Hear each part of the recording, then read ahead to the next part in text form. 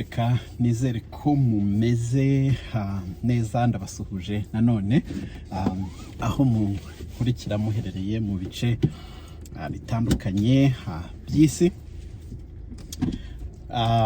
Maze iminsi nta updates ndi kubaha, ntabwo umwanya urimo kubyemera.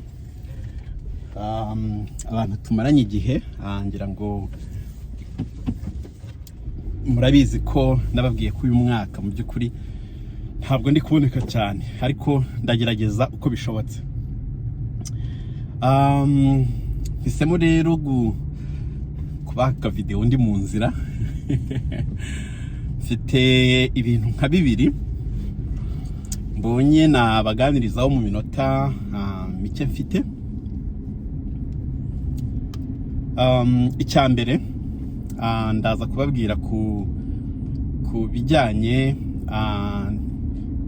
n'izi mpinduka ziteganijwe mu bintu bya express entry, abantu icyo bagomba kwitega mu makuru ahari ubu ngubu, hanyuma n'ufite icyo yabikoraho akagerageza kugikora hakiri amahirwe, kuko harimo ibintu byinshi bizahinduka bishobora gutuma abantu bamwe baba ineligible cyangwa se amahirwe yabo agabanuka ugereranyije n'uko ibisabwa amabwiriza yari ariho ubu ngubu. Yenda hari abashobora kugira amahirwe menshi kuruta uko bizamera nihagira bimwe mu byo bazakuramo. Icya kabiri ndongera kubabwira ku bijyanye n'inguzanyo yo kuza kwiga. Nayivuzeho, ndumva amaze kwikoraho amavideo nk'abiri. Niba rero uri mushya kuri uru rubuga, turakwakiriye. Twakiriye abantu bajoyininze yenda nko kuri video ebyiri zishize, cyangwa se abajoyininze muri uku kwezi kwa gatandatu in general, yenda no kwa gatanu niba tutarabakiriye. Ni karibu. Ahangaha tuvuga ku makuru atandukanye ajyanye n'ibintu bya immigration muri Canada, ajyanye n'ama opportunities ahari ku bantu bashaka kwiga cyangwa se abantu batekereza ibintu by'akazi. Hanyuma muri iyi minsi turi no kuvuga ku bintu bijyanye na student loan ku banyeshuri b'abanyamahanga baza kwiga muri Canada cyangwa se babitekereza.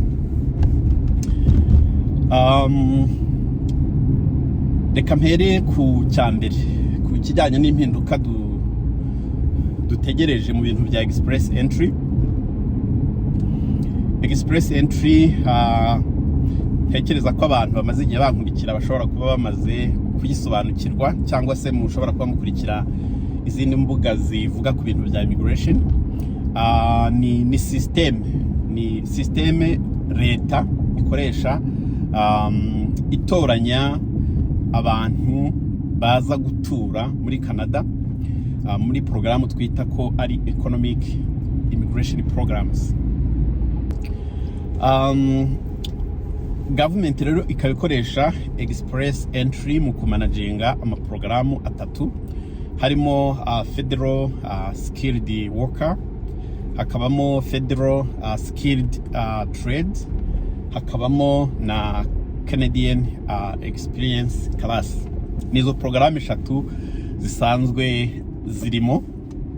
Ku bantu bari muri Canada baba bashobora kugira amahirwe cyane kuri Canadian experience class, cyane cyane iyo bahize cyangwa se bahakoze. Ku muntu uri hanze ya Canada ukaba utarigeze uhiga, ukaba utarigeze uhakora, definitely ahantu ushobora gufitinga horoshye ni muri Federal Skilled Worker Program. Izo porogaramu zose ntabwo yenda nzivugaho ubu, ndavuga kuri Federal Skilled Worker kuko niyo isanzwe ireba cyane abantu bari hanze ya Canada.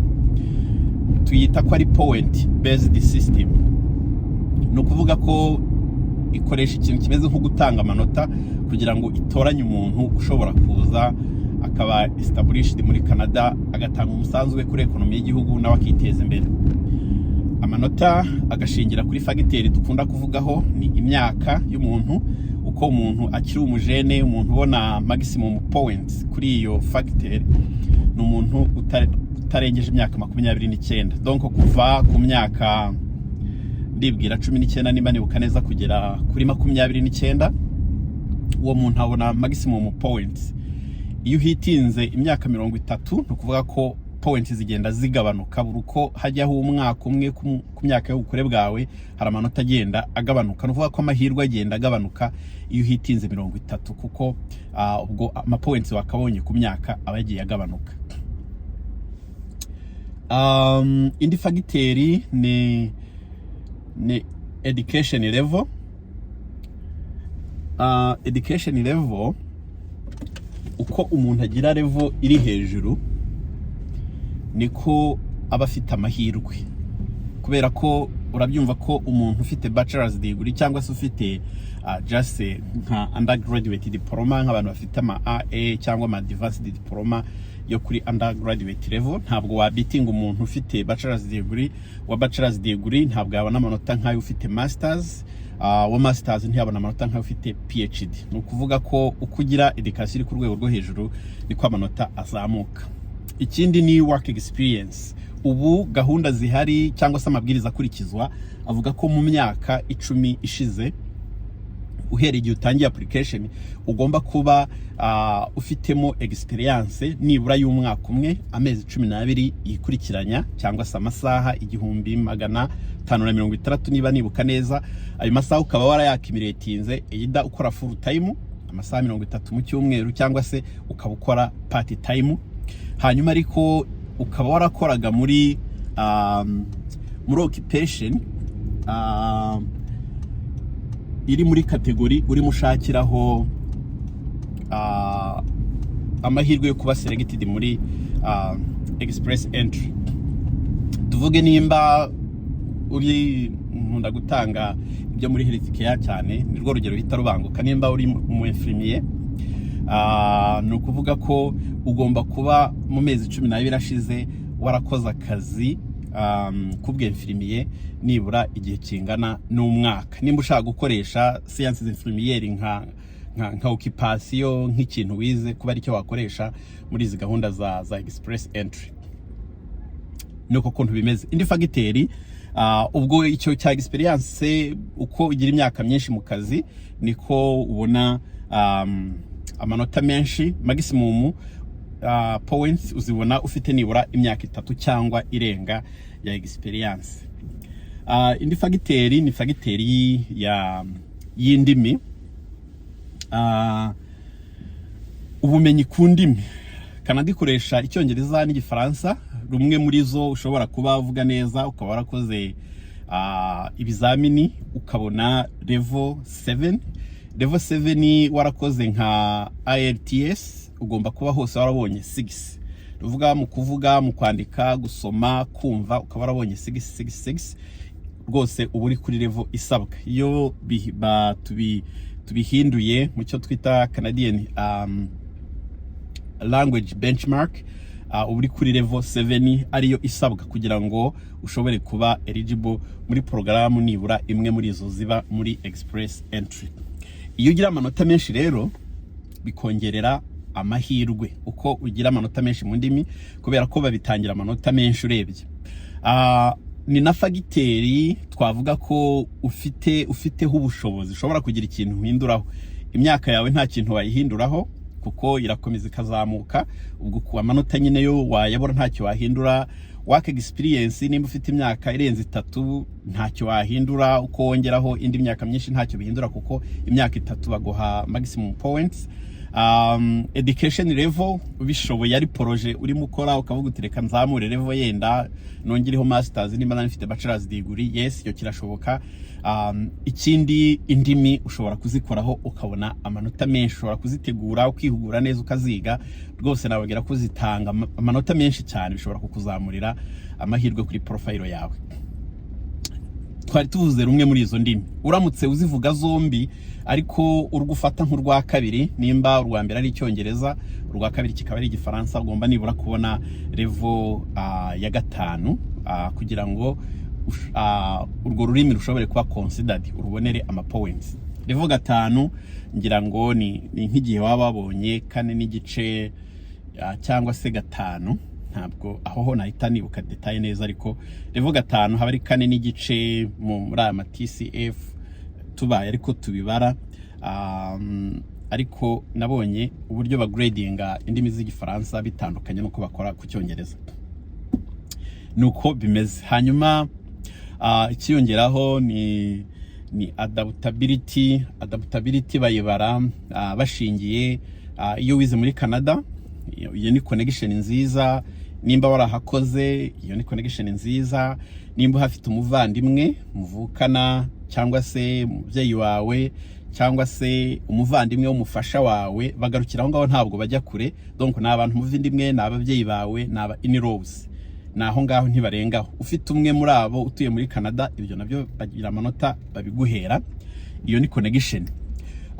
Ikindi cyangwa se ukaba warabonye nka nomination ya province, iyo nayo ni connection bashobora kubara. Ikindi gishobora kuguhesha amanota ni twakita ko ari arranged employment. Nukuvuga ko ni igihe ushobora kuba ufite umukoresha wakwemereye akazi nibura gashobora kumara umwaka ari full time, mu gihe uzaba umaze kubona permanent residence. Icyo nicyo bita arranged employment. Ngira ngo ku bantu mukunda gukurikira mu myaka yashize murabizi ko ubusanzwe iyo bagufite job offer byaguheshaga amanota menshi cyane, nuva byaratangaga points agera kuri 200 iyo baga ufite job offer iri supported na LMIA, Labor Market Impact Assessment. Icyo gihe byaguheshaga points 200. Rwose byagiye bizamura abantu benshi. Muri make nuko kuntu iyo kategori imeze. Hanyuma rero ubu ngubu hakaba hariho sinzi niba nakita ko ari promotion. Turi mu gihe cyiza bari gutagetinga abantu bavuga igifaransa. No kuvuga ko muri professions, mu occupations abantu bafite, nimba mu infirmier, uri umudogiteri, uri umu accountant, uri umu superviseur mu bintu runaka, donc mu myuga leta ibintu ishakamo abantu, ariko ukaba uvuga n'igifaransa, ukaba ufite level nziza, ushobora kugira amahirwe yo kuba selected mu byo tuvuga ko ari category based draw. No kuvuga ko muri ya pool ya bantu ba submitinze expression of interest, bakavuga ati turumva kuri iyi draw tugiye gukora dushaka gutoramo yenda abantu bavuga ururimi rw'igifaransa. Ukaba uvuga igifaransa, bagahita bareba bakavuga bati yenda turafatira ku manota 390 dukurikije umubare w'abantu dushaka, bagakata umurongo. Igifaransa nicyo cyonyine bafatamo abantu urebye ku manota makeya, kuri points ziri hasi cyane ugereranyije n'izindi kategori. Mu mpinduka rero zivugwa ukurikije amakonsultation bakoze n'amakuru ari hanze ubu ngubu, nuko izo kategori eshatu, izo programme eshatu ziri muri express entry zishobora kuzabumbirwa mu kintu kimwe. Hanyuma bikavugwa ko amanota y'igifaransa ashobora kuzakurwaho. Ntabwo bizakuraho iyo kategori bakunda guselectinga abantu bakoresha ururimi rw'igifaransa, ariko points wabonaga kubera ko uvuga igifaransa, ayo manota ashobora kuzavaho. Haravugwa ko hashobora kuzavaho amanota umuntu yabonaga kubera ko afite provincial nomination. Provincial nomination iyo ifite iguhesha points 300. Mu by'ukuri navuga ko amahirwe aba ari hafi 100% yo kuzabona invitation yo gusaba permanent residence. So ayo manota 300 nayo ashobora kuvaho, ariko ntibazakuraho ko abantu bafite nomination za province n'ubundi bashobora kugira amahirwe kurusha abandi. Ibyo ntibazabikuraho. Icyo bazakuraho ni amanota. Ubwo muraza kumva ko bakuye ha amanota 300 batangaga, bakavuga ati nidufata abantu bafite provincial nomination, bazaba bafatira ku manota make kubera ko izo 600 zizaba zaravuyeho, ari uko ugendeye gusa kuba province yaragutoranije. Ndumva ari icyo ngicyo. Ikindi bashaka gusubizaho amanota ya job offer, ariko this time bakaba bayasubizaho ku bantu bafite job offer ziri muri high skilled occupations, ni ukuvuga mu byo twita tier training, education, experience na responsibilities. Bafite uko bakarasa ibyo bintu kuva kuri 0 kugera kuri 3.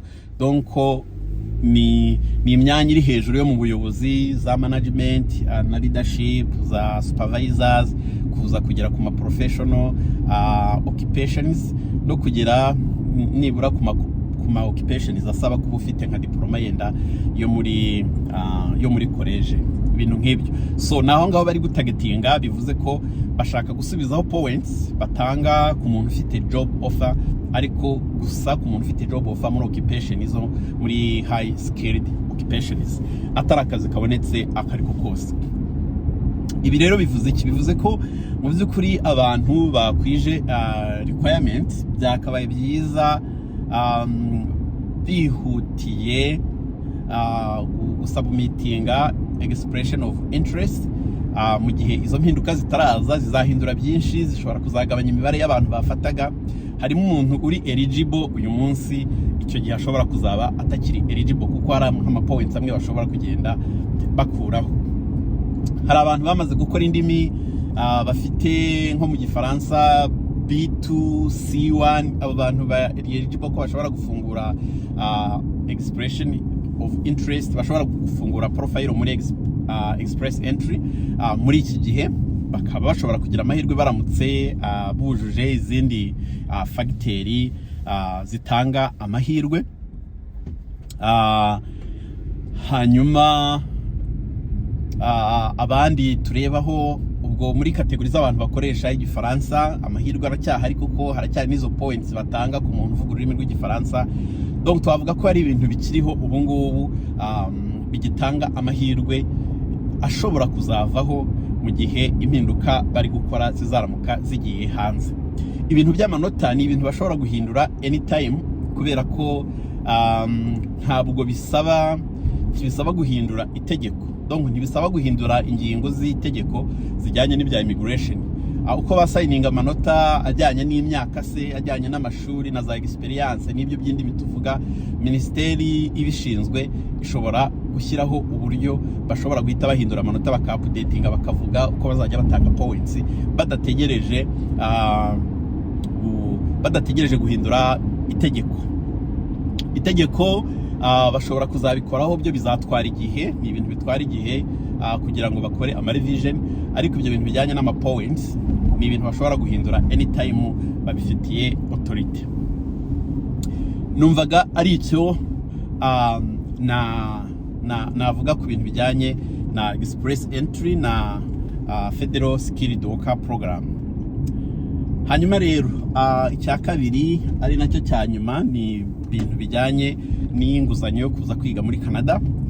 Twababwiyeho ubushize, ndetse abantu bamwe bagerageje gukora ama application. Hari abakoresheje amalinki twabahaye bakiri kuzuza ibisabwa. Hari abakoresheje consultation turi gufasha, bigeze kuri step yenda ubu ngubu ikigo gitanga inguzanyo kiri gukora review kuri profile zabo.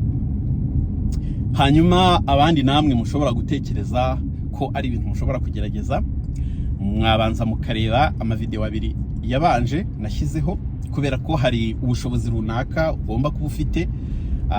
Hanyuma ukanamenya yuko iyo nguzanyo iyo uyihawe n'ubundi utangira kuyishyura ukiri mu ishuri. Bivuze ko hari ubushobozi n'ubundi wakagombye kuba ufite buzagufasha gukomeza kwishyura. Hari abahita babyirukira akavuga ati ni inguzanyo, akagira ngo bazayiguha uze wige uzishyure umaze kwiga. Ntabwo ariko bimeze. Barayiguha bakakwishyurira, ariko utangira kwishyura uri no mu ishuri. Ubwo bushobozi bugomba kuba buhari. Mwabanza mugakurikira izo video nabashyiriyeho ebyiri, ndumva hariho amakuru ahagije. Ikindi navugaho, abantu mushobora kwicekingira eligibility yanyu. Ubundi abantu bakoresha consultation cyangwa bifuza ko tubafasha ku navigating system, tukareba requirements zabo bashobora kuba bujuje bitewe n'ibyo bize, tukabahitiramo, tukabafasha, turafatanya kwandika, mvuge ko dufatanya kuko dufata umwanya uhagije wo kugira ngo tu reviewing information zawe, hanyuma tunarebe porogaramu ziri appropriate na background yawe. So umuntu bawumva bimugoye cyangwa se akeneye iyi assistance, niwe tuba dutekereza ko abukinga yuzuza intake form twashyizeho, n'ubu turayishyiraho munsi kuri comment section, akuzuzamo information tuba twasabye, turaziriviewinga, twageraho tubona harimo ikibazo tukazikarifyinga, hanyuma tukaba twaza bookinga umwanya tukaganira birambuye, hanyuma tukagutangira application. Ku bantu bashya yenda bacyumva iyi video, dufitanye partnership n'iki kigo gitanga inguzanyo, donc tugira uruhare mu kwa identifyinga aba potential student, hanyuma tukanabatangira profile, hanyuma tugenda dukorana muri ubwo buryo kugeza umunyeshuri bashije kuzuza dosiye, ibintu bigacamo akaza kwiga. Abantu bagera kuri 40 bujuje intake form. Iyo wujuje intake form tunyuramo tugusubiza, nibura tugerageza gusubiza bitarenze iminsi 3, tukarebamo tukagusubiza. Iyo tubonye bintu bihura nta kibazo dufite, tukaguha amakuru y'igihe twahurira tukaganira birambuye, hanyuma tukagusaba kwishyura consultation, hanyuma ugakonfaminga tukakubukinga in. Abantu benshi rero mwujuje intake form, bamwe turabandikira ntabwo basubiza, ntibasubiriza ku gihe, hari ujya kuza kaza igihe twamuhaye agomba gusubiriza cyararenze. Numvaga nifuza kubabwira ko kuri ibi ngibi abantu bifuza ko tubaha izo serivisi, muzagerageza kudufasha gukorera ku gihe. Nimba tuguhaye yenda urugero tukakubwira tuti appointment ishoboka ni next week kuwa mbere, turagusaba ko uzaba wishyuye consultation ukanakonfirima bitarenze yenda kuwa gatandatu n'urugero. No kuvuga ko iyo kwa gatandatu harenze utarasubiza, ntutekereze ko kuwa mbere nyine tuzaguha uwo mwanya, kuko ntiwigeze ukonfirima, nta nubwo wigeze usubiza message. Ntabwo tuba twumva nyine ko either nawe wasanze bidahura, hari ibindi byakugonze, cyangwa se wahinduye mind. So nuko tubikora, no kuvuga itariki twaguhaye yo gusubiza iyo wayirengeje udasubije, biba bizagusaba kongera kutubwira yenda itariki wumva utekereza kubonekeraho, tukareba ko dushobora kongera kukubukinga. Ndumva ari ibyo. Akanyuma ko gusoreza aho mperutse mu nama n'abayobozi bo muri kiriya kigo,